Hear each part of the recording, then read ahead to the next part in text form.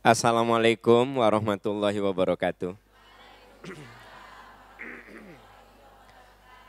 Bismillahirrahmanirrahim. Alhamdulillahirabbil alamin.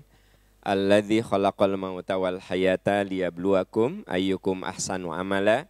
Asyhadu an la ilaha illallah wa asyhadu anna Muhammadan abduhu wa rasuluh.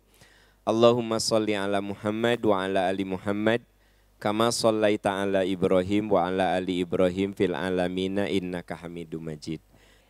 Ibu bapak, hari ini kita akan bahas tentang apa? Allah selalu bersamamu. Bapak Ibu, sahabat-sahabat yang Allah muliakan, di antara kenikmatan tertinggi, ya, terhebat, ketika Allah selalu membersamai kita. Karena Allah lah yang menciptakan kita, yang mengatur segala sesuatu tentang kita. Bahkan di mana kita berada, maka sesungguhnya Allah yang menguatkan kita. Kenapa kalau kita mau melakukan sesuatu yang bagus, kita katakan Bismillahirrahmanirrahim. Karena dalam kata Bismillah itu kita membersamakan dengan menyebut namamu, dengan kuasamu yang maha pemurah, maha penyayang. Saya bisa hadir di sini, bisa bicara di sini karena Allah memberikan kuasa. Bapak Ibu bisa hadir di sini, nyatet, walaupun saya tidak tahu apa sesungguhnya yang Anda catat, ya kan? Karena udah pada ngagutrut, itu saya nggak tahu apa, ya kan? Nah, tapi percayalah itu karena kuasa Allah. Iya, kuasa Allah. Karena ibu bapak, kalau kuasa itu, kekuatan itu diambil, boro-boro nyatet, ngangkat tangan sendiri juga nggak bisa. Boro-boro ngunyah, boro-boro masukin makanan ke mulut, ngunyah aja udah nggak kuat. Kan ada saudara-saudara kita yang kekuatan mengunyahnya sudah diambil. Maka makanan bisa lewat hidung, bisa tenggorokan, ya. Ibu makan sukro sakitu teasna. Ya. Cireng sakitu liatna. Sukro nate kan ternyata ketuker jeung batu. Bu, jangan dianggap sepele, itu teh karunia besar, ya. Luar biasa. Kita bisa minum, ya kan gitu. Kita bisa membedakan, oh ini air hangat, oh ini air dingin. Itu karena ada kuasa Allah. Jadi percayalah bahwa kuasa Allah selalu membersamai kita. Kekuasaan Allah selalu mengantarkan kita. Makanya jangan sampai kuasa Allah yang dititipkan ke kita itu digunakan untuk kemaksiatan. Bapak Ibu, alhamdulillah kuasa yang Allah titipkan, jalan kaki, ya, melangkah, tahu tujuan kemana, digunakan dalam kebaikan. Tapi ada nggak orang yang diberi kuasa melangkah, diberi kuasa bicara, diberi kuasa berpikir, digunakan dalam keburukan? Ada. Nah makanya kita kudu bersyukur kepada Allah bahwa Allah masih memberikan nikmat, dan nikmat yang paling besar itu nikmat hidayah. Tak semua loh orang diberi kekuatan untuk hadir di sini. Ya, tak semua. Ibu mah dari Soreang ada, dari Ujung Berung ada, Abah Jenal itu dari Cikole. Coba bayangkan. Udah gitu kakinya terluka jatuh. Ya. Masih ke sini. Bara usianya teh Abah teh udah 80, 70, 79. Sok. Anda nu 32. Ya, anu 17 belum tentu bisa. Berarti betul nikmat yang paling mahal itu adalah nikmat hidayah. Nah, jadi saya garis bawahi dulu kenapa kita harus membahas tentang ketika Allah selalu bersamamu. Nah, sekarang ada upaya yang harus kita lakukan, upaya supaya benar-benar Allah itu membersamai kita dalam kebaikan. Ya. Sekedar satu gambaran saja. Ketika Nabi Muhammad SAW mau hijrah ke Madinah, lalu beliau bersembunyi di Jabal Thur, di Gua Thur, ya, dari kejaran orang-orang kafir Quraisy. Lalu Abu Bakar dan Rasul itu berada di dalam gua. Ternyata orang-orang kafir Quraisy mengejarnya dan akan membunuhnya. Saat itu Abu Bakar ada ketakutan. Yang bikin takut bukan karena Abu Bakar mau binasa. Yang ditakutkan itu bagaimana kalau Rasulullah dibunuh oleh orang-orang kafir Quraisy.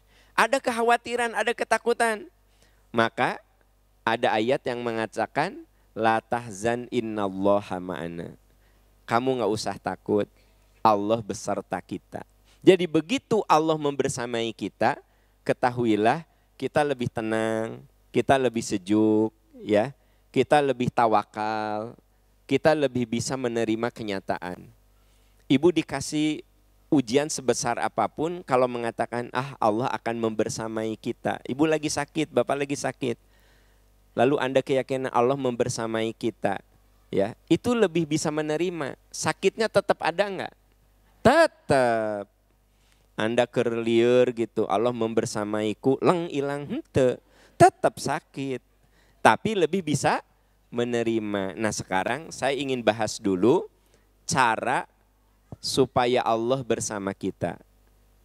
Supaya Allah membersamai kita. Satu, ya. Jauhi dosa. Ini yang pertama.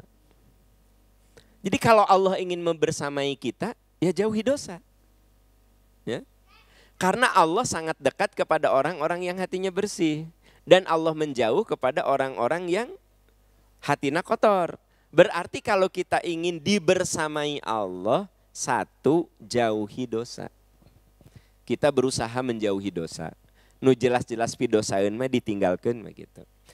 Ya, ada sih yang namanya manusia nggak sengaja mah ada gitu ya. Ngobrolkan pengajian, jadi ngobrolkan berita nu aya di WA. Kan gitu. Ngobrolkan tentang cara menurunkan berat badan, ya. Ngabandingkan orang itu bisa berat badannya ekstrim dari tahun 2002 ke 2025, gitu kan. Maksud saya apa? Ada dosa yang mungkin by accident ya, kita nggak sengaja gitu. Tapi jangan sampai kita ini dalam hidup dosa teh sudah direncanakan. Diniatkan gitu. Ani, Rita, Wiwi kumpul aya gosip nu anyar. Nah, ya. Berarti eta direncanakan teh. Nah, jangan sampai gitu. Jangan sampai. Tapi kalau Ani, Wiwi, Rita urang ngaji, hayu pas duduk teh. Ari maneh can apal. Ngagosip. Berarti eta apa? By accident. Tamun kita teh langsung istighfar. Jangan gini, astagfirullah. Ih maneh mah jelaskeun atuh. Nah, ya. Oke, jauhi dosa. Surat An-Nisa ayat 31. An-Nisa ayat 31.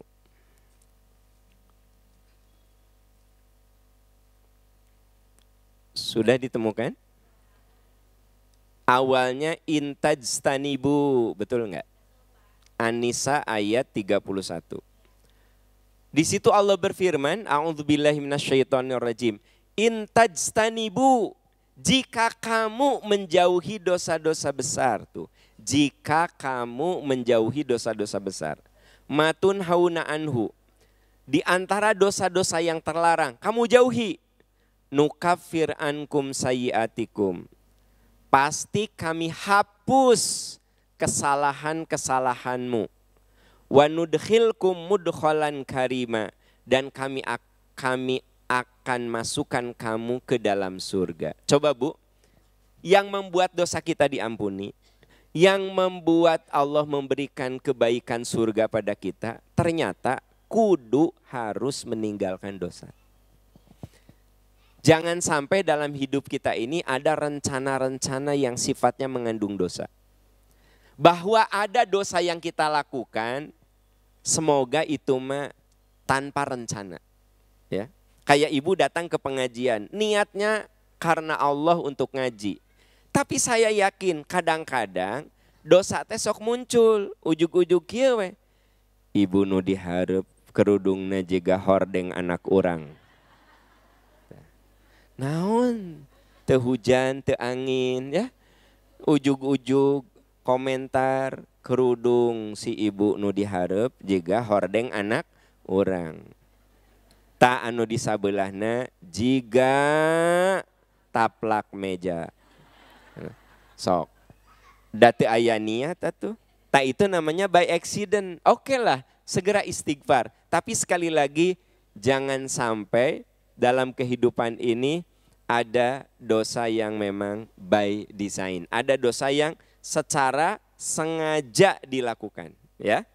Dan Allah berfirman, jika kamu dengan sengaja menjauhi dosa yang terlarang, kami hapus kesalahanmu. Kami masukkan kamu ke dalam surga. Kami hapus dosa-dosa kamu. Berarti hati kita jadi lebih bersih, ya. Ibu bapak, diakui memang manusia mah nggak ada yang suci dari dosa. Kullu bani Adam khotoun, setiap manusia itu pernah berbuat salah. Wa khairul khotoin at-tawwabun, dan sebaik-baik manusia yang berbuat salah adalah yang sadar akan kesalahannya. Makanya poin yang kedua adalah bergegas tobat.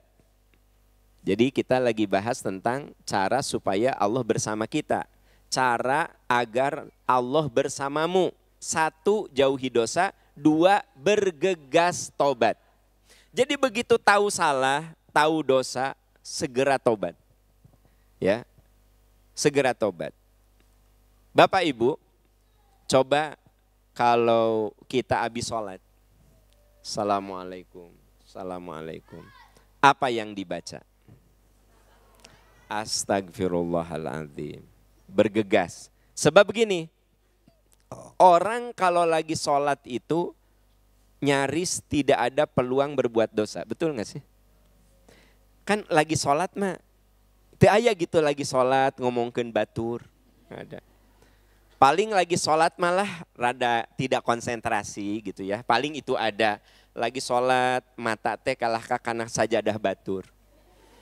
Dina hate teh, ya pasti sajadahna mahal dah. Nah gitu ya. Paling itulah gitu kan. Nah paling kertahiyat ningali telunjuk batur. Nah hanya oyag-oyagan. Nah gitu. Nah kikir. Nah geus kitu teh ningali ka kiri mah henteu. Ari aku mah nanya goyang apa diem ya. Nah paling gitulah gitu ya. Tapi nyaris kalau lagi sholat mah teu aya dosa. Hampir tidak ada dosa. Tapi kebayang gak sama ibu dan bapak?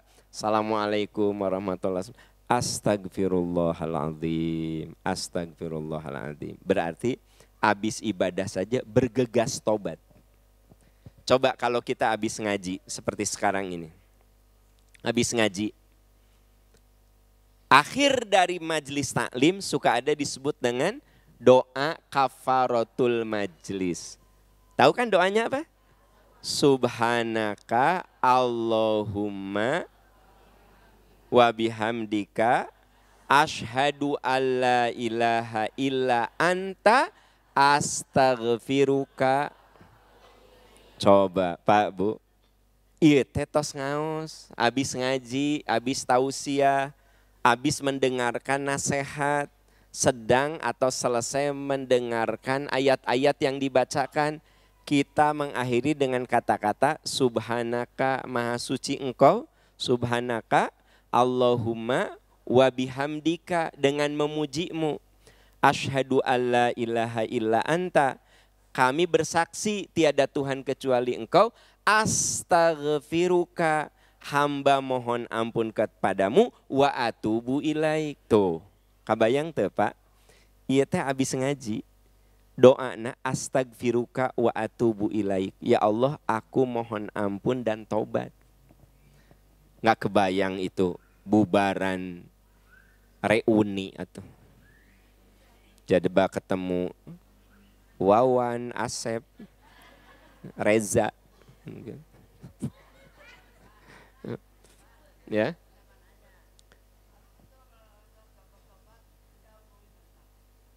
Gimana Bu Leo?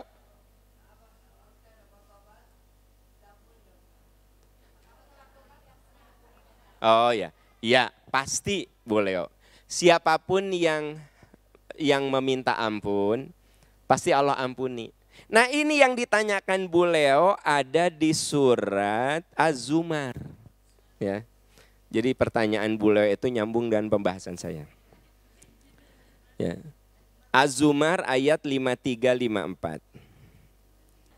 Surat Az-Zumar surat ke-39 ayat 53-54. Tadi saya bilang yang pertama jauhi dosa, yang kedua apa? Bergegas. Nah, bergegas tobat itu ayatnya surat Az-Zumar ayat 53-54. Ya. Tadi kan bergegas tobat belum ada ayatnya kan? Ya, karena ada yang nunggu-nunggu ayatnya mana barusan. Az-Zumar ayat 53-54. Ya.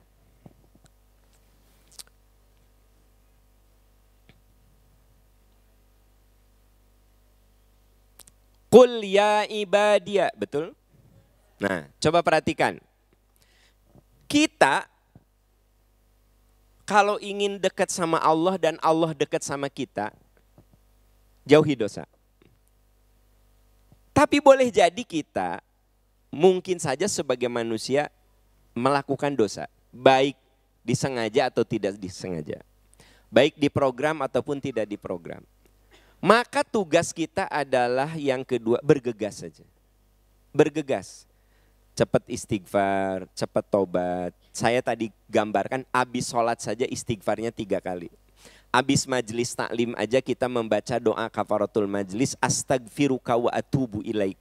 Di ayat ini dikatakan, Qul, katakan, ya ibadiyalladzina asrafu ala anfusihim, hai hamba-hambaku yang pernah terjerumus dosa. Jadi sekiranya kita terjerumus dosa, bergegas. La taqnatu mir rahmatillah. Jangan putus asa dari ampunan Allah. Sok bergegas, mohon ampun sama Allah. Innallaha yaghfirudz dzunuba jami'a. Allah ampuni dosa-dosamu seluruhnya. Seluruhnya. Innahu huwal ghafurur rahim. Sesungguhnya Allah Maha Pengampun, Maha Penyayang. Lihat ayat 64-nya. Wa anibu ila rabbikum. Kembali ke jalan Tuhanmu. Sok, segera kembali lagi ke jalan yang benar. Wa aslimu lahu. Berserah dirilah kepadanya. Min qabli ayyatiyakumul azab. Sebelum azab itu datang kepadamu. Jadi na'udzubillah, kalau kita kedatangan azab, yang dimaksud azab di sini maksudnya kematian. Padahal belum tobat. Maka pada saat itu kita tidak akan ditolong. Di ayat ini dikatakan, sok kalau kamu pernah berbuat dosa, lataknatu mir rahmatillah. Bersegera untuk mohon ampun sama Allah. Allah Maha Pengampun, wa anibu ila rabbikum. Segera kembali ke jalan Tuhan. Jadi Allah mengakui bahwa memang manusia mah tidak ada yang salah dari dosa. Nabi Adam, makhluk yang pertama diciptakan Allah, dijelaskan di Al-Baqarah itu tentang kesalahannya. Tentang kesalahannya. Misalnya di Al-Baqarah ayat 30-an ke sini, ada kata-kata, ya Adam muskun anta wa zaujukal jannah. Adam, tinggal kamu di surga. Wala taqrabu hadhihi syajarata. Kamu jangan mendekati pohon terlarang ini. Fatakuna minadh dhalimin. Nanti kamu termasuk orang durhaka. Kamu masuk di surga tapi jangan mendekati pohon ini. Fa'azallahuma syaitan. Setan menggelincirkannya. Fa'akhrajahuma. Akhirnya Adam dan Hawa melanggar aturan Allah. Fa'akhrajahuma. Terusir dari surga. Nah saat terusir dari surga, Nabi Adam mengakui kesalahannya. Maka keluarlah ucapan doa yang sering kita baca. Rabbana dzalamna anfusana wa illam taghfir lana. Nah, itu kan doanya Nabi Adam saat keluar dari surga. Dan lihat di situ Nabi Adam saat bertobat tidak menyalahkan siapapun. Tidak nyalahin setan, tidak nyalahin siapapun. Ya, makanya kita kalau berbuat, ya Allah ampuni kesalahan saya. Jangan, ya Allah ampuni kesalahan saya dan suami sayanya Pak, ya Allah pikarudeten, ya Allah saya teh berbuat dosa sama suami teh ngomong molotot teh da manehna pedit ya Allah. Nah, udah Ibu. Pokoknya kalau Ibu mohon ampun saja, ya. Tidak perlu mengatakan gara-gara ini, gara-gara itu, ya sudah saja. Ya Allah ampuni saya. Makanya Bu, kalau kita ditimpa sesuatu yang tidak menyenangkan teh langsung tobat. Misalnya gini, kunaonnya anak teh soleh, susah. Ya Allah ampuni saya sebagai ayah. Boleh jadi saya sudah berjuang tapi ilmu saya nggak cukup. Ampuni saya ya Allah, saya tidak bisa mendidik anak saya gitu. Anak teh ngalawan wae Bu, ngalawan. Ya Allah, ampuni dosa saya. Anak saya berontak tuh mungkin karena dosa-dosa saya. Ampuni saya, gitu. Jadi jangan anak berontak, salah gaul siapa nih? Iya teh gara-gara medsos kamu teh. Kamu teh gara-gara itu ini. Jadi seringkali kita ini nyalahin orang kan. Ini nggak usah. Sok Pak ini mah. Ibu kecewa sama suami, ya Allah ampuni saya, bisi suami saya begitu teh karena dosa-dosa saya gitu. Bapak kalau kecewa sama istri, ya Allah ampuni saya waktu itu teledor salah milih istri ya Allah.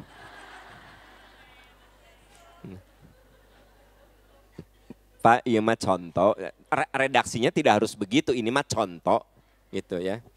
Ya Allah, pokoknya mah kieu lah. Kalau ditimpa sesuatu yang gak menyenangkan teh lari karena tobat. Paham ya? Misalnya gini, saya menjelaskan, pas saya tanya, misalnya Ibu kalau ingin Allah bersama kita, cara yang pertama apa? Wallahu a'lam. Cara yang kedua apa? Wallahu a'lam. Saya teh nggak boleh gitu. Dasar. Nah, jangan gitu. Ya Allah, ampuni dosa saya. Iya murid-murid saya. Barodo teh karena mungkin dosa-dosa saya. Ya, karena mungkin dosa-dosa saya. Ampuni saya ya Allah. Nah, jadi henteu nyalahkeun dasar barodo. Gitu. Tapi ya Allah, ini mungkin karena dosa-dosa saya. Nah, jadi sebenarnya enak kalau ditimpa sesuatu teh enggak nyalahin orang, tapi bertobat, mohon ampun. Bisi itu terjadi karena dosa-dosa kita gitu, ya. Bisi gitu, ya. Nah, jadi kalau Allah ingin dekat sama kita, bila Allah ingin bersamamu, 1, jauhi dosa, 2, bergegas tobat, ya, bergegas tobat gitu. Nah, yang ketiga, pupuk hati dengan nasihat. Kadu sering dipupuk Pak, hati kita teh dengerin nasihat. Nggak apa-apa diulang-ulang juga, karena ciri khas nasihat mah diulang, ya. Fadzakir inna fa'atiz dzikro, firman Allah. Beri peringatan, berulang-ulang, karena peringatan itu berguna. Jadi saya yakinlah kalau saya ngasih tausiah, apa yang ibu dengar tuh bukan yang pertama kali. Mungkin dari ustadz yang lain. Ibu teh atuh kan sing sarupaning ustadan sa Bandung kan. Sing sarupaning ustadan sa Bandung kan udah didatangi. Ya gitu. Wah segala ustadz teh udah Anda datangi. Dan saya yakin apa yang saya ceritakan, ayat yang saya bacakan, boleh jadi ini bukan yang pertama kali ibu dengar. Udah sekian kali, tapi ulangi lagi. Karena memang manusia itu makhluk yang harus diulang-ulang nasihatnya. Dan itu berlaku dalam urusan dunia juga. Ibu, kalau kita naik pesawat nih. Setiap kali naik pesawat, itu pramugarinya menjelaskan bagaimana prinsip-prinsip keselamatan. Dari mulai cara pakai sabuk pengaman, kemudian bila ada pesawat mengalami kedaruratan harus bagaimana, bila tekanan oksigen menurun harus gimana. Itu tiap naik pesawat dijelaskan. Emang sih kalau belum naik pesawat agak susah ya menjelaskannya ya. Kumaha hanya saya menjelaskannya ya. Saya bingung ya. Ya gitulah ya pokoknya mana. Ibu heureuy atuh Bu menik yuk meningahina. Henteu emang. Ibu mah langsung yuk meningahina ka urang teh. Ya, jadi jangan usah baperan biasa we. Ibu itu teh Pak ya, Bapak sok naik pesawat jelaskeun. Ini contoh sederhana. Padahal tadi waktu di Soekarno-Hatta teh udah dijelaskan. Saya berangkat mau ke Tokyo misalnya pakai Garuda, itu pasti di Denpasar tuh turun naikin pesawat, naikin penumpang. Saya mau ke Narita, mau ke Jepang kan gitu. Itu kalau pakai Garuda nih, pasti di Denpasar landing. Just. Itu waktu di Soekarno-Hatta dijelaskan. Yang tadi, cara pakai sabuk pengaman, ini. Di Denpasar, karena ayah pesawat ayah penumpang naik ngantiluan, dijelaskan asa pesawat. Ya, tidak begini ya. Yang lain mah udah tahu kan? Yang lain udah tahu kan? Oh, itu teh melanggar aturan. Dia jelaskan lagi, baru take off lagi. Ya kan? Atau ibu misalnya mau ke Mekah, pakai pesawat yang transit, sebut saja transit di Dubai pakai Emirat. Nah, pakai Emirat. Cus, di Bandara Soekarno-Hatta dijelaskan ini yang tadi itu. Landing di Emirat. Di mana? Di Dubai. Ya. Transit. Mau terbang lagi ke Jeddah, dijelaskan lagi. Nah gitu. Sekarang ini di gedung-gedung pencakar langit, gedung-gedung yang tinggi itu, kalau ada pertemuan, suka ada proses penyelamatan. Bila Anda mendengar, itu ada Bu kalau kita lagi meeting dalam jumlah yang banyak di satu aula, itu sudah SOP-nya. Bila ada informasi kebakaran, itu adalah kebakaran yang sebenarnya. Kami tidak sedang melakukan simulasi. Maka yang harus dilakukan adalah ini pintu darurat, ini tangga darurat. Tiap mau mulai diulangi lagi. Jadi memang ciri khas manusia mah harus diulang-ulang gitu. Harus diulang-ulang ya. Sholat itu bacaannya diulang-ulang. Ini asa bosennya Fatihah deui. Awas teu sah eta sholat saudara-saudara. Saya teh pengen sholat ngan ini asa bosennya lohor Fatihah, asar Fatihah. Jadi memang manusia mah makhluk yang ya diulang-ulang aja, tidak apa-apa. Maka tak bapak-bapak, kalau istri bapak ngomongnya diulang-ulang, itulah sunnatullah. Nah. Jadi Pak, kalau istri bapak ngomong diulang-ulang, ya terimalah, ya itulah makhluk Allah kan gitu. Jadi katanya cenderung perempuan suka lebih sering mengulang daripada laki-laki. Ya, mengulang. Apalagi kalau nasihat sama anak, sampai anak teh apal ceritanya. Ye, Aa teh sakola teh kudu sungguh-sungguh, mamah mah dulu sakola teh jalan kaki, nepi ka sapatu teh robek, bahkan mamah teh pernah ketika upacara pingsan da belum sarapan. Sok Aa teh sakola nu bener. Nah. Gitu balik. Yo, Aa sakola teh. Cek budak teh bari bak di sapatu pingsan geura pingsan. Karena cerita bahwa mamahna pingsan itu ti mimpi TSD kelas 1 nepi ka SMP kelas 3. Mamah mah dulu jalan kaki pernah teu sarapan nepi ka pingsan. Mata si ibu nak keur ngomong teh kieu pingsan geura pingsannya pingsan. Tuh bener kan pingsan gitu. Bu, yang saya ceritakan mitos apa fakta? Nah, terus ibu teh apal ibu teh ngulang, tapi rudet apa greget mun teu ngulang, bener teu? Walaupun cek anak teh, udah mah aku tahu mamah teh kan pingsan, dengerin dulu. Kamu ari dinasehatan teh, dengerin dulu. Si anak kan geus capek itu. Nah, jadi memang ciri khas perempuan, Pak, kalau beliau mengulang-ulang teh nyaah. Karena saking ibu itu nyaah ke anak diulang-ulang. Jadi bapak, lamun istri bapak ngomong diulang-ulang, because mereka love you. Jadi jangan, saya mau mun istri ngulang-ulang cuma iya, walaupun rada rudetnya tapi iya. Kenapa? Saya yakin dia mengulang-ulang tuh karena sayang. Ibu ngulang-ulang nasihat sama anak itu karena sayang. Ibu ngulang-ulang omongan sama suami karena sayang, gitu. Berarti ciri bentuk kasih sayang itu nasihat yang diulang-ulang. Orang tua mah ke anaknya nasihatnya diulang-ulang. Allah itu sayang sama kita, nasihatnya diulang-ulang.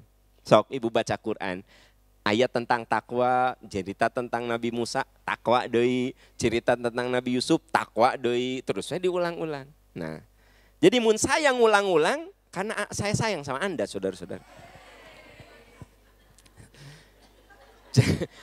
Jadi yang ketiga itu pupuk hati dengan nasihat. Surat Az-Zumar ayat 18. Ya. Az-Zumar ayat 18.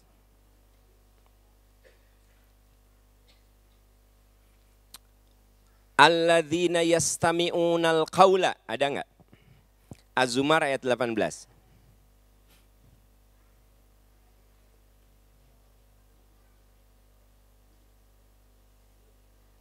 Ada ya? Coba lihat. Alladzina yastami'unal qawla. Mereka yang mendengarkan nasihat. Yang mendengarkan perkataan. Tapi tidak cukup sekedar mendengarkan perkataan nasihat. Fayattabi'una ahsanah. Lalu mengikuti apa yang paling baik diantaranya. Jadi kita ini kalau ingin Allah dekat dengan kita. Dengerin nasihat. Tapi bukan hanya mendengarkan. Fayattabi'una ahsanah. Ikuti apa yang baik itu ikuti. Diikuti. Nasihat itu diikuti. Kalau kita rajin mendengarkan nasihat, mengikuti nasihat, ulaikal ladzina hadahumullah, mereka itulah orang-orang yang telah diberi petunjuk oleh Allah. Jadi ciri orang yang diberi petunjuk oleh Allah itu gimana? Senang dengerin nasihat. Ini ciri orang yang diberi hidayah, Bu. Senang dengerin nasihat. Teteh nanti ada pengawasan yuk, hayu insya Allah sumping. Teteh nanti ada majelis taklim di Masjid Al-Kawthar ya. Yang di mana eta yang di Dayakolot, hayu. Teteh nanti pengawasan di KBP yuk, hayu gitu. Tapi aya oge, teteh orang pengawasan di Al-Kawthar, tong ngaji wae atuh ih meni asa capek meni. Meni asa kamu teh teu weureu eta ngaji deui ih. Meni asa weureu urang mah ngaji wae ngaji. Nah, jadi orang yang dapat hidayah mah, ya, orang yang dapat hidayah mah, alladzina senang gitu dengerin nasihat, diulang. Fayattabi'una ahsana, mengikuti nasihat itu. Ulaikal ladzina hadahumullah, mereka itulah orang yang diberi hidayah oleh Allah. Wa ulaika hum ulul albab, dan mereka itulah orang-orang yang berpikiran jernih. Jadi kalau ingin Allah membersamai kita, 1, 2, 3. Nah, yang keempat, latih diri untuk beramal. Jadi yang keempat apa? Latih diri untuk beramal. Begini ibu bapak, kalau Allah ingin membersamai kita, ya kita kudu berlatih untuk beramal. Jadi gini, suatu itu ringan kalau sudah dilatih. Ya. Dari sini jalan kaki ke mana? Yang pintu masuk tetan apa namanya? Yang banyak yang jualan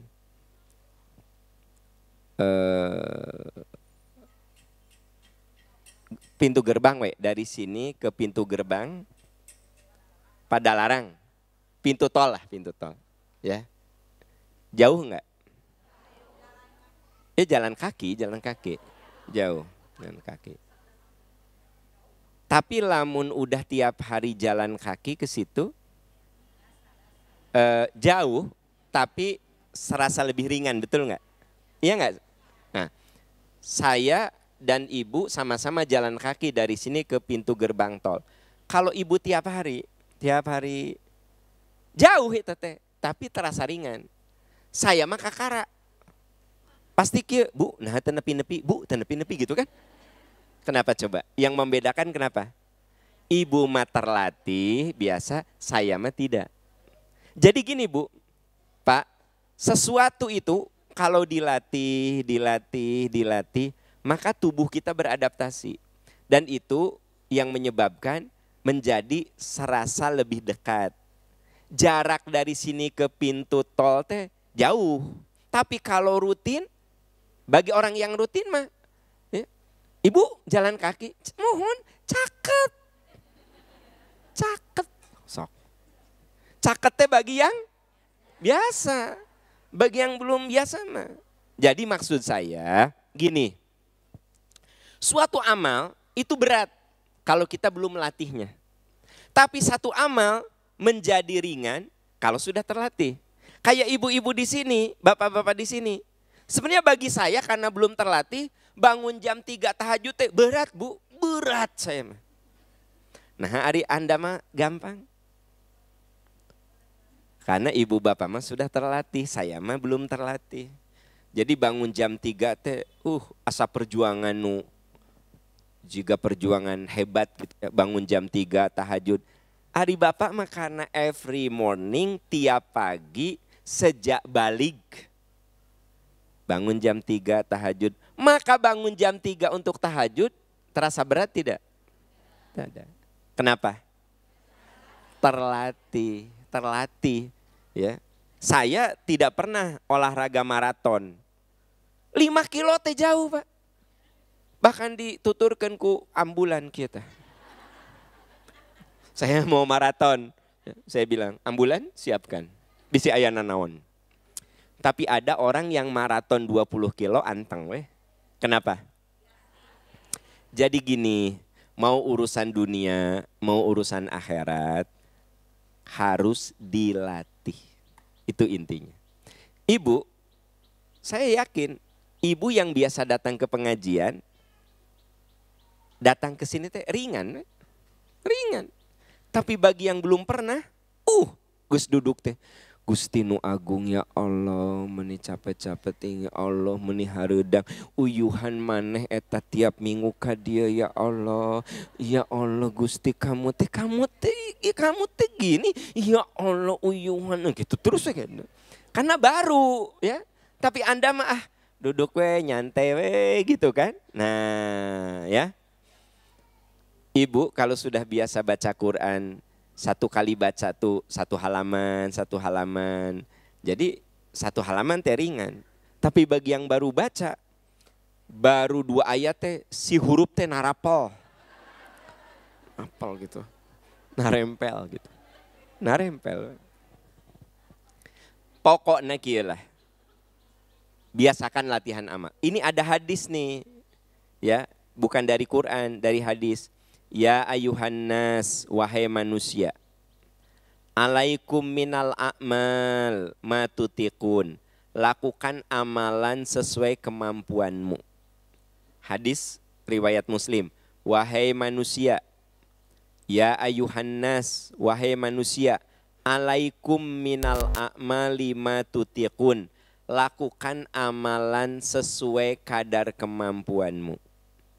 Sesuai kemampuanmu.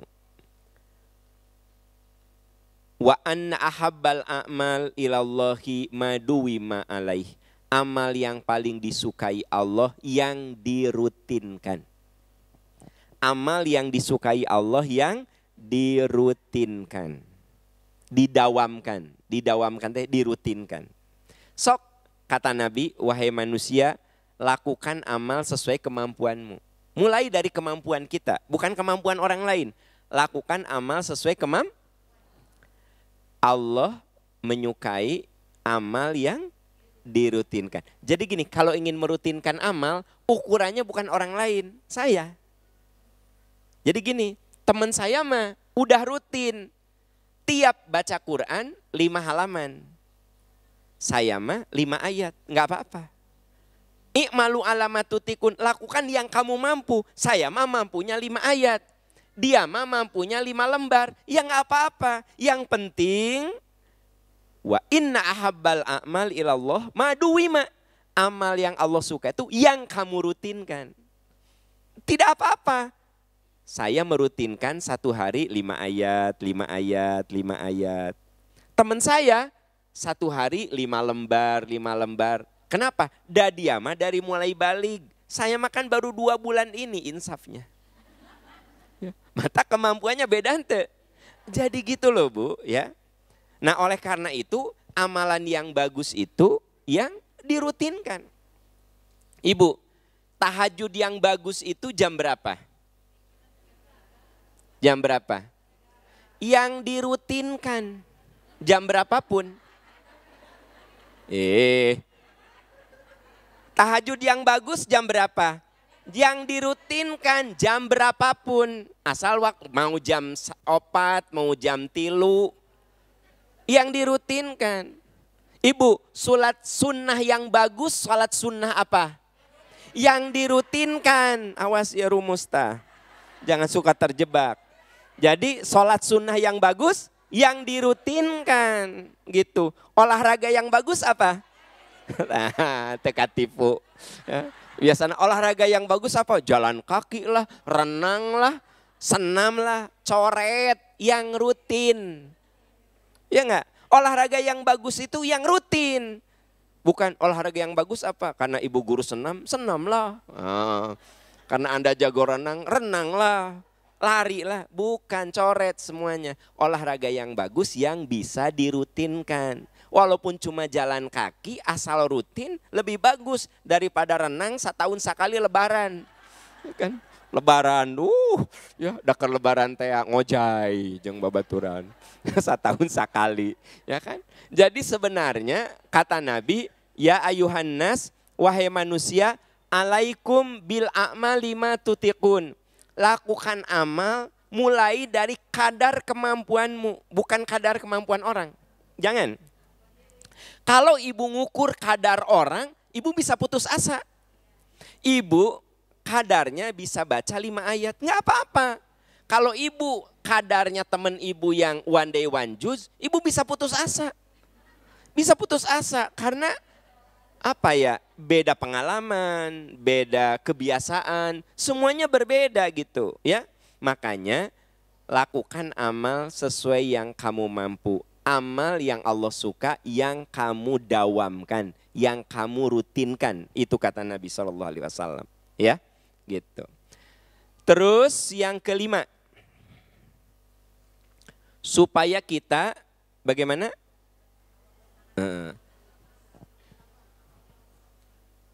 Jangan salah memilih prioritas hidup.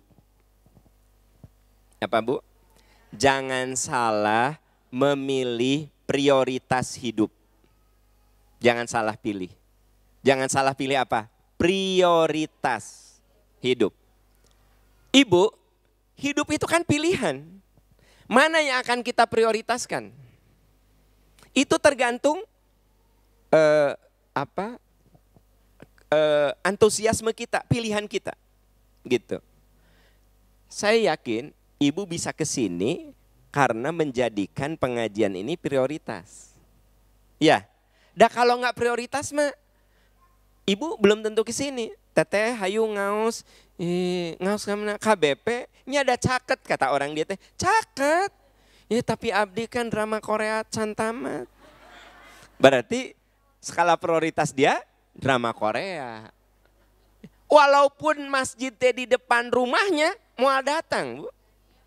Iya, tapi Anda yang jauh, ada yang di Soreang, ada yang Dayakolot, bahkan Ibu Leo mati Cibiru, ya Cileunyi kan.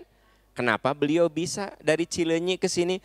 Kenapa Abah Jenal di Cikole bisa ke sini? Menjadikan ini skala prioritas. Jadi hidup mah tentang skala prioritas. Hati-hati bisi salah skala prioritas. Mun hidup salah skala prioritas, nanti akan menjadi kerugian. Ini yang disebut di surat Hud ayat 15. Surat Hud, surat ke-11 ayat 15.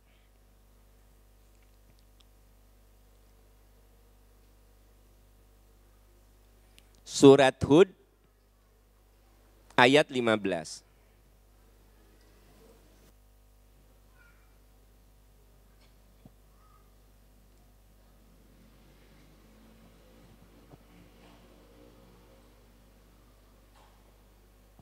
Sudah ditemukan? Surat Hud ayat berapa?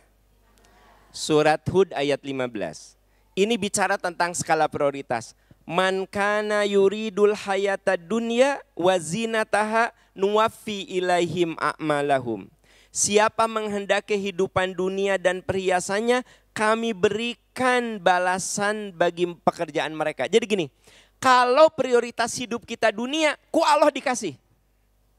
Kalau prioritas hidup kita akhirat, ku Allah dikasih.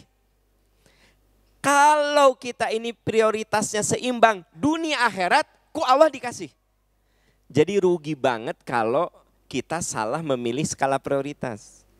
Itu sebabnya Islam mengajari kita doa, Robbana atina fid dunya hasanah wa fil artinya mengajari kita, saya ingin hidup dengan skala prioritas dunia yang baik, prioritas akhirat yang baik. Allah berfirman di surat Hud ayat 15, man kana yuridul hayata dunya wa zinataha nuwaffi ilaihim a'malahum.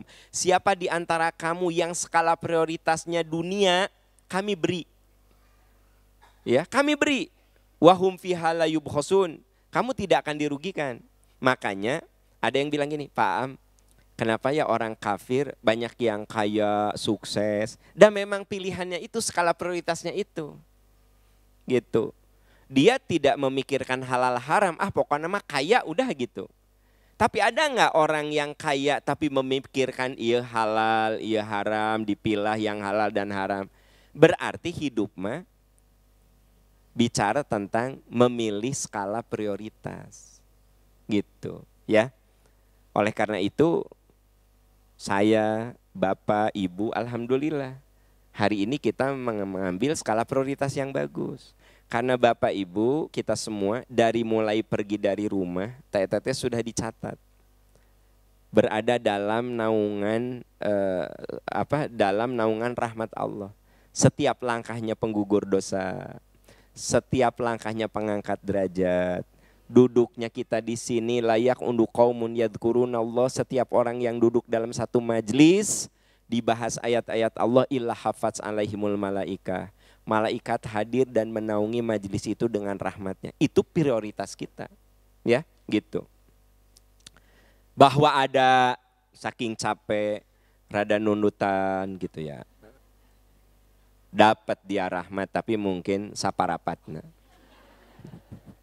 Tapi keumuman di sini semua pada semangat.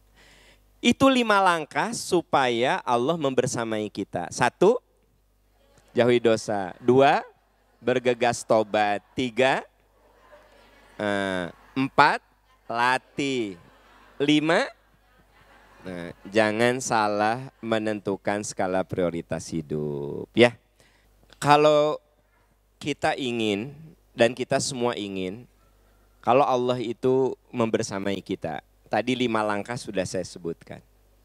Lupa lagi juga nggak apa? 1, 2, 3, 4, 5. Nah, sekarang tadi kan upaya supaya Allah membersamai kita. Nah sekarang apa yang akan dirasakan bila Allah dekat sama kita? Kan tadi mah upaya kita dekat dengan Allah. Ya, upaya kita supaya Allah membersamai kita. Nah sekarang akan saya bahas kebalikannya. Bila Allah membersamai kita. Kalau tadi mah cara, upaya supaya Allah bersama, itu mah upaya siapa? Kita. Nah sekarang apa yang Allah berikan, apa yang Allah berikan kepada kita kalau kita bersama Allah, ya gitu. Atau daripada Anda hulang, kieu. Beri subjudul, bila Allah hadir dalam jiwaku. Nih, hulang rudet liatnya. Bila Allah hadir dalam jiwaku. Ya. Kalau tadi mah apa? Upaya supaya Allah bersama kita. Allah tuh dekat sama kita. Apa upayanya? 5 tadi. Sekarang bila Allah hadir dalam jiwa kita. Karena 5 upaya tadi, kita rajin, kita menjauhi dosa, kita bergegas tobat, kita memupuk diri dengan nasihat, kita melatih amal, kita memilih skala prioritas yang benar. 5 hal itu dilakukan, Allah hadir dalam jiwa kita. 1, mendapat keberkahan. Jadi 1, kita akan mendapat keberkahan. Ibu, kalau Allah itu hadir dalam jiwa kita, hidup kita berkah. Pasti berkah. Ya. Itu yang pertama. Berkah. Nah, orang yang hidupnya berkah itu begini, Bu. Apapun yang menimpa dirinya baik. Dikasih penyakit, orang berkah mah sabar. Baik enggak? Dikasih sehat, orang berkah mah syukur. Baik. Dikasih ujian kekurangan harta, orang sabar mah, orang berkah mah dia mau nerima. Baik. Diberi kekayaan berlimpah, dia bersyukur. Baik. Tah orang berkah mah gitu. Gaduh artos senyum. Tegaduh artos aya nangis dan senyum. Tapi baginya itu dinikmati we gitu. Ya. Kalau rumah tangga berkah, pernah dengar rumah tangga berkah? Apakah rumah tangga berkah itu harus gini, gambaran rumah tangga berkah itu selalu ideal enggak? Suamina soleh, istrina soleh, budakna balager gitu. Kalau suami ibu tidak soleh, berkah enggak? Kalau istri bapak tidak solehah, berkah enggak? Nah, gini, makanya bila Allah hadir dalam jiwa kita, istri bapak tidak soleh, tetap berkah. Bapak sabar, tabah ngadepin istri, kan berkah untuk bapak. Ibu punya suami tidak soleh, tapi ibu teh sabar. Boleh jadi ibu masuk surga teh kulantaran suami ibu tidak soleh. Iya Bu, kalau kaseserian kumaha sih. Mungkin nggak ibu masuk surga karena suami nggak soleh? Ibu jadi dekat sama Allah, ibu jadi rajin ka pangaosan, ibu rajin ngadoa, ibu sering nangis saat tahajud. Karena ibu punya suami tidak soleh. Ternyata dengan itulah Anda masuk surga. Jadi bagi orang berkah mah nggak ada yang buruk. Ya. Ada juga istri yang masuk surga karena suaminya soleh. Karena suaminya soleh, istri itu jadi lebih soleh lagi. Tapi ada istri yang masuk surga justru karena suaminya tidak soleh. Ini kan yang dialami oleh Asiyah, istrinya Fir'aun. Dia masuk surga karena suaminya tidak soleh. Sampai dia bilang, Robibni li indaka baitan fil jannah. Ya Allah beri saya istana di surga. Ari Asiyah tinggal di mana Bu? Istana. Dia masih minta istana di surga. Ibu tinggal di mana?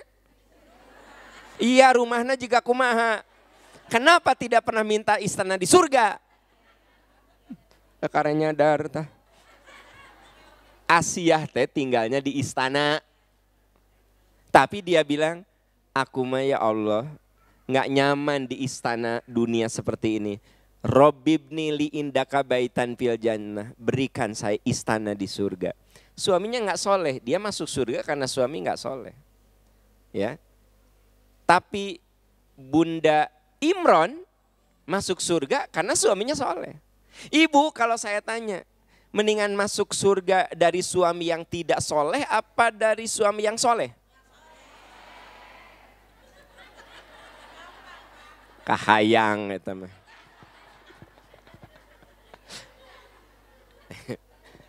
Tapi wajar, tidak apa-apa. Enggak apa-apa, ya. Bapak, kalau Nabi Ibrahim itu istrinya solehah. Sementara Nabi Nuh, Nabi Lut istrinya tidak soleh. Tapi Nabi Ibrahim masuk surga dengan istrinya yang solehah. Nabi Nuh, Nabi Lut masuk surga dengan istri yang tidak solehah. Bapak mau masuk surga dengan istri yang solehah atau tidak solehah? Ibu, pertanyaan saya dipahami tadi? Jadi ibu, saya nanya deh, masuk surga mendingan lewat pintu suami yang soleh apa tidak? Itu yang ibu inginkan. Itu yang ibu mau. Tapi hidup mah kumaha ujian ti Allah subhanahu wa ta'ala. Ibu-ibu yang suaminya soleh, pastikan itu jadi pintu surgamu. Ibu-ibu yang suaminya brengsek, tidak soleh, pastikan itu jadi pintu surgamu. Ya, Bapak juga sama begitu. Karena yang paling penting hidup mah berkah. Jadi orang kalau sudah diberkahi, apapun yang menimpa dirinya tuh baik. Orang diberi sakit, bisa baik. Dan bisa jadi pintu surga. Orang diberi sakit, ya Allah jadikan sakit saya penggugur dosa. Jadikan sakit saya pengangkat derajat di sisimu. Jadikan sakit saya membuat saya dekat dengan engkau. Betapa banyak orang yang dekat sama Allah karena dikasih sakit. Jadi gimana? Nah itu berkah. Jadi berkah mah, Anda jangan artikan berkah itu selalu menyenangkan. Jangan Anda artikan rumah tangga berkah itu nu ideal. Suamina soleh, isna soleh, barudakna soleh. Ada juga yang tidak ideal tapi bisa berkah. Ya gitu. Coba buka Al-A'raf ayat 96. Bila Allah hadir dalam jiwa satu, akan mendapatkan keberkahan. Al-A'raf surat ke-7 ayat 96. Walau anna ahlal qura. Ada? Oh masih nyari sok atuh. Surat Al-A'raf ayat 96. Ada Bu? Walau anna ahlal qura amanu wattaqau. Sekiranya penduduk suatu bangsa, kita ini penduduk satu bangsa, amanu wattaqau, beriman dan takwa, kami buka untuk mereka keberkahan dari langit dan bumi. Ini janji Allah. Jadi kalau Allah membersamai kita, kenapa Allah membersamai kita? Karena kita jadi pribadi yang iman dan takwa. Pribadi iman dan takwa itu langkahnya tadi 5 sudah disebutkan. Lupa lagi juga nggak apa-apa, nu tadi.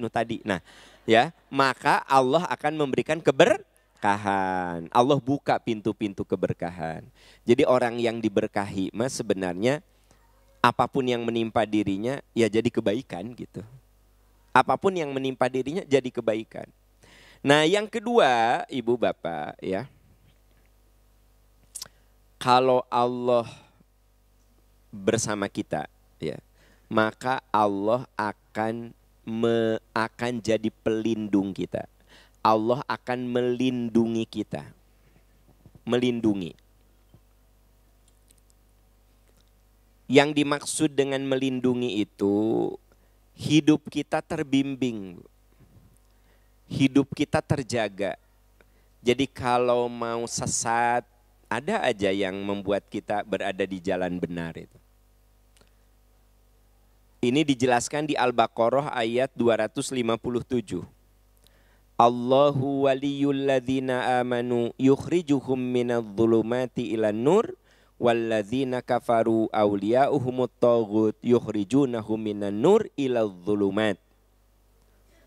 Surat Al-Baqarah 257. Ada? Allah pelindung orang-orang beriman, mengeluarkan mereka dari kegelapan kepada cahaya. Bila Allah melindungi kita, Allah akan membebaskan kita, melindungi kita dari kegelapan kepada cahaya. Ya.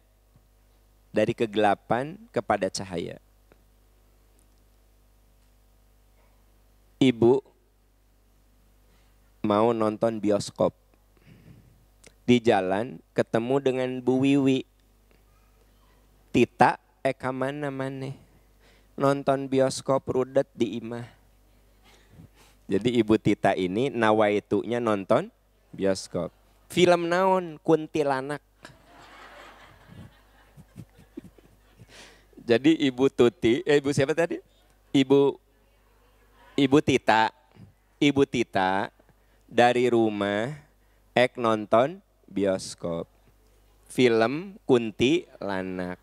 Sabab rudet. Rudet.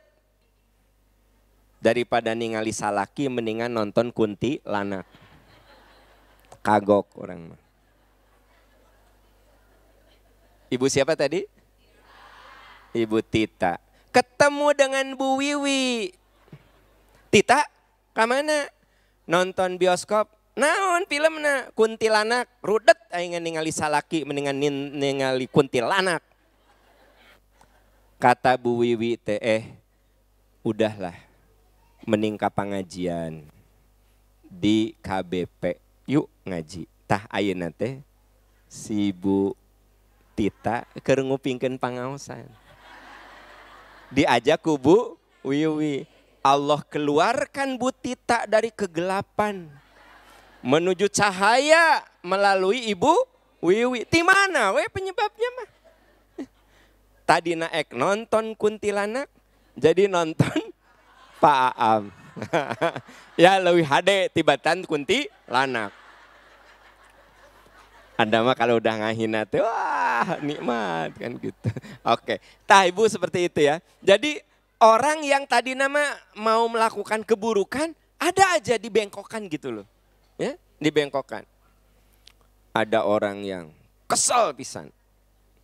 Orang mah keuleuh ka mertua. Keuleuh ka mertua. Ketemu teman lagi nuntun orang yang udah sepuh. Ya. Saha eta mertua aku? Hah? Kamu ke mertua gitu? Ieu teh pintu surga ari kamu. Itu si ibu tadi nu tadinya sebel ka mertuana, lihat temennya sampai nyuapin mertuanya, nyebokin mertuanya, nuntun mertuanya bawa ke dokter segala macam, terharu. Akhirnya dia jadi baik sama mertua. Itu apa? Allah selamatkan dari kegelapan menuju cahaya, gitu. Jelas Bu di sini? Nah, jadi kalau Allah sudah dekat sama kita, kita teh terlindungi. Terlindungi. Kumaha cara melindunginya? Allah punya cara. Allah punya cara, ya. Nah, yang ketiga, ya. Bila Allah hadir dalam jiwa kita, Allah akan memberikan solusi dari setiap persoalan. Solusi Bu, jalan keluar. Gimana jalan keluarnya? Hanya Allah yang berkuasa untuk memberikan jalan keluar yang terbaik. Ya. Nabi Yakub itu pernah menghadapi kesulitan yang luar biasa. Beliau kehilangan anak yang disayanginya. Dan beliau dapat berita dari anak yang bernama Yehuda bahwa Yusuf itu mati dimakan binatang buas. Dan memang Yehuda itu bawa bajunya Yusuf dengan berlumuran darah. Padahal itu sebenarnya darah binatang yang diulas-oles begitu. Ayah, adik kami tercinta saat kami sedang main di hutan diterkam serigala. Tak terselamatkan. Nah ini bajunya. Tapi sebagai ayah, Yakub itu Nabi Yakub feelingnya kuat. Kayaknya anak saya teh enggak dimakan serigala. Anak saya teh hidup. Itu feeling seorang orang tua. Ya.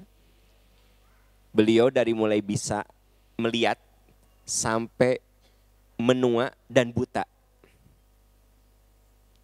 Tapi beliau katakan, innama ashku bathi wa huzni ilallah wa a'lamu minallahi ma la ta'lamun.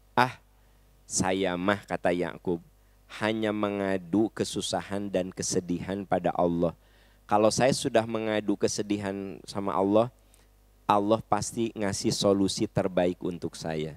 Dan memang benar, di saat menua, Allah menakdirkan Yusuf itu bisa bertemu dengan ayahnya, yaitu Yakub. Sekalipun Yakub sudah tidak bisa melihat lagi. Tapi kalau Allah membersamai kita, maka Allah akan memberikan solusi terbaik menurut Allah. Nah, ini dijelaskan di surat Yusuf ayat 86. Surat apa? Ayat 86. Innama ashku bathi wa huzni ilallahi wa a'lamu minallahi ma la ta'lamun. Hanya kepada Allah aku mengadukan kesusahan dan kesedihan. Makanya Bu, kalau kita susah, sedih, gundah, gulana, lelah, sok mengadu kepada Allah Subhanahu wa taala. Ya. Saya lihat di sini ada beberapa yang sedang menderita nih. Berdoa. Benar Bu. Enggak canda saya. Berdoa, ya Allah, Engkau maha berkuasa atas segala sesuatu. Hamba maha lemah. Beri hamba pertolongan. Bila Engkau sudah menolong ya Allah. Siapapun tidak ada mencelakakan hamba. Tolong hamba ya Allah. Dah Bu. Mun Allah sudah nolong. Seluruh yang ada di muka bumi ini mau mencelakakan kita, nggak akan celaka. Jadi sebenarnya kata Nabi Yakub, saya mah hanya ngeluh. Ashku itu mengadu. Bathi wa huzni, kesusahan dan kesedihanku ilallah, hanya kepada Allah. Jadi kalau kita ingin Allah itu hadir dalam jiwa kita, jangan segan-segan. Kita adukan semua persoalan berat dalam diri kita kepada Allah Subhanahu wa taala, ya. Ada yang bilang, ka Allah mah cenah tong detil-detil teuing atuh cenah. Jangan gini, ya Allah, Engkau maha tahu suamiku tuh pelitnya, nauzubillah. Jadikan dia orang dermawan, ya Allah. Engkau maha tahu suamiku tuh kasar, jadikan orang yang lembut. Ya ari itu ka Allah mah enggak apa-apa. Yang tidak boleh teh, Rita, salaki urangnya pedit pisan, galak pisan, dosa henteu. Itu jadi gibah. Bapak ge sama begitu Pak. Ya Allah, solehkan istri saya, jaga lisannya. Jangan sampai lisannya banyak melukai. Jadikan istriku orang yang syukur ya Allah. Gitu. Ngadu sama Allah. Ya Allah, udah gak kuat dengan kalimat-kalimatnya yang pahit ya Allah. Semoga Kau beri istri yang kalimat-kalimatnya lembut ya Allah. Gitu. Nya kumaha bapak we ngadoa mah. Ibu tong sok ngatur doa orang lain. Itu mah kan namanya juga contoh. Contoh mah gimana we? Pokoknya mah kalau kita mengadu sama Allah mah jangan ada istilah nu kitu wae mengadu sama Allah. Ini nih. Nabi Yakub mengatakan, innama ashku bathi wa huzni. Saya mengadukan kesusahan dan kesedihan. Jadi ayat ini mengatakan Nabi Yakub teh mengadukan kesusahan, kesedihan, kegundah gulanaannya. Ya. Ibu punya kesusahan, enggak apa-apa. Ibu cerita sama Allah semuanya. Ya Allah, saya diberi sakit, beri saya kesembuhan ya Allah. Saya bisa sehat lagi, saya bisa jalan lagi, saya bisa datang lagi ke majelis taklim. Sehatkan saya ya Allah. Ya enggak apa-apa wong Nabi siapa? Yakub saja mengatakan innama ashku bathi wa huzni ilallah wa a'lamu minallahi ma la ta'lamun. Saya mengadu semua ke Allah. Kenapa? Kalau Nabi Yakub aja memberikan contoh mengadu apapun sama Allah, kenapa kita tidak? Ya silahkan saja gitu ya. Nah, jadi yang pertama kita dapat keberkahan. Yang kedua, Allah melindungi kita ya. Nah, yang keempat, yang berapa?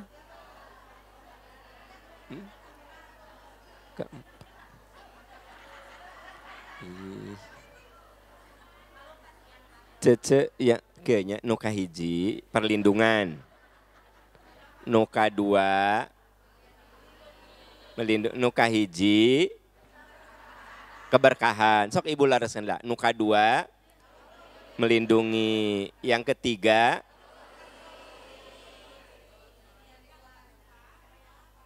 iya.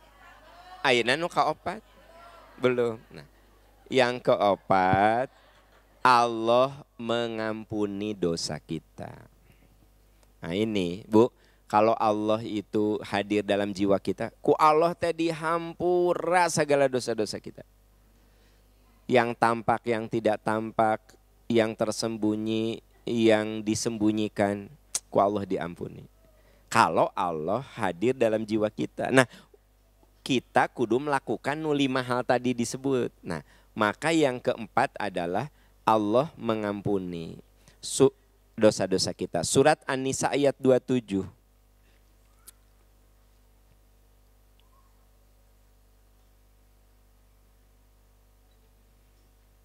An-Nisa ayat 27. Wallahu itu ayatnya, betul nggak? Wallahu yuridu ayyatuba alaikum wa yuridul ladzina yattabi'una syahawati an tamilu mailan 'azima. Allah menginginkan untuk menerima taubat kalian. Jadi Allah berkehendak mengampuni dosa-dosa yang kamu lakukan. Allah berkehendak menginginkan menerima taubat kalian. Sebaliknya, wa yuridul ladzina yattabi'una syahawat, orang yang memperturutkan hawa nafsu, antamilu mailan azima, justru mereka menginginkan kamu menyimpang dari jalan yang lurus. Jadi kalau Allah akan mengampuni kesalahan kita, menerima taubat kita, nah kalau Allah hadir dalam jiwa kita teh, insya Allah dosa-dosa kita terampuni, ya, akan termaafkan. Nah itu yang keempat. Yang kelima, ya, yang kelima, Allah akan menghargai segala usaha kita.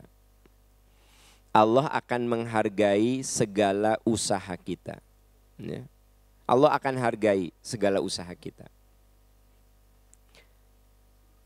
Ibu bapak, manusia itu sekecil apapun berbuat baik sama Allah dihargai. Dihargai. Ibu kalau keluar dari atau mau masuk masjid, lihat ada sendal yang tidak rapih, ku ibu dirapihkan, ku Allah dicatat sebagai kebaikan. Tapi ibu mah mun sendal rapih, ku kaki digoyang, tinggal lepak supaya sendal ibu nongkrong di situ. Ibu tipe yang mana? Ngagoyang nu batur apa ngaberes ke nu batur? Oh kadang-kadang ngagoyang. Oke, nah jadi ternyata sekecil apapun ya. Nah, kalau Allah hadir dalam diri kita tuh, kok Allah teh selalu dihargai. Mata semakin Allah hadir dalam diri kita, kita menjadi orang yang tidak menyepelekan kebaikan. Tidak menyepelekan. Ini minuman ya. Ibu, suami di dekat meja makan. Ibu cuma bilang ini, ayah ini minumnya mau diangetin apa biar dingin? Sepele enggak? Kata suami, enggak apa-apa mah, apa adanya aja gitu. Itu teh berpahala. Ayah minum dulu atuh, berpahala. Ibu mah nyodorkeun ge tara.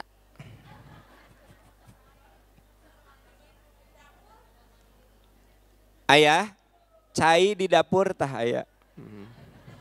Gelasna ngagantung tos dicuci ku mama. Ibu tipe yang mana? Nah, jadi pokoknya gini, La tahqironna minal ma'rufi syai'an.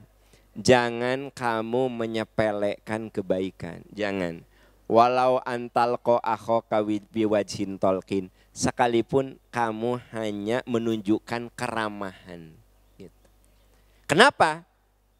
Allah akan membersamai kita. Allah hadir dalam jiwa kita. Saat kita melakukan usaha apapun, pasti ku Allah dihargai. Ini dijelaskan di At-Taubah ayat 105.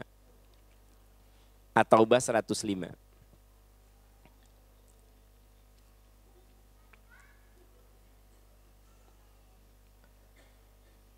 Wa qul i'malu, betul ada ayatnya itu?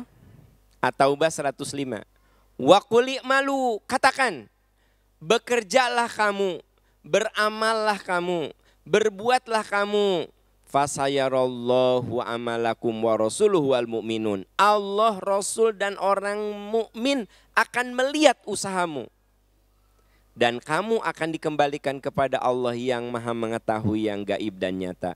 Lalu Allah akan mengabarkan kepadamu apapun yang telah kamu kerjakan. Wasaturaduna ila alimil ghaibi wasyahadah fayunabbiukum bima kuntum ta'malun. Ibu bapak sahabat-sahabat tercinta, yang bisa kita lakukan, lakukan. Sekecil apapun amalan, lakukan. Karena Allah akan menghargai setiap yang kita lakukan, dan pada akhirnya amalan-amalan yang kita lakukan tiap hari menjadi bekal. Wasaturaduna ila alimil ghaibi wasyahadah. Nanti kamu akan kembali kepada Allah yang maha tahu, yang lahir, yang tampak dan yang tersembunyi. Fayunabbiukum bima kuntum ta'malun. Dan Allah akan menunjukkan apa saja yang sudah kamu perbuat. Berarti tidak ada yang sia-sia, tidak ada yang terlewat, tidak ada yang tidak bermakna.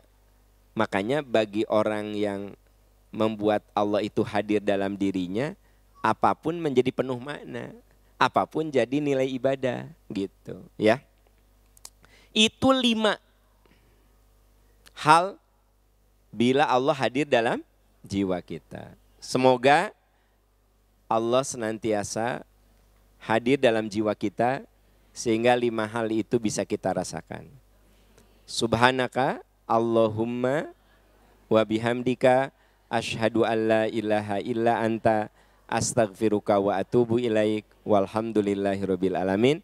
Wassalamualaikum warahmatullahi wabarakatuh.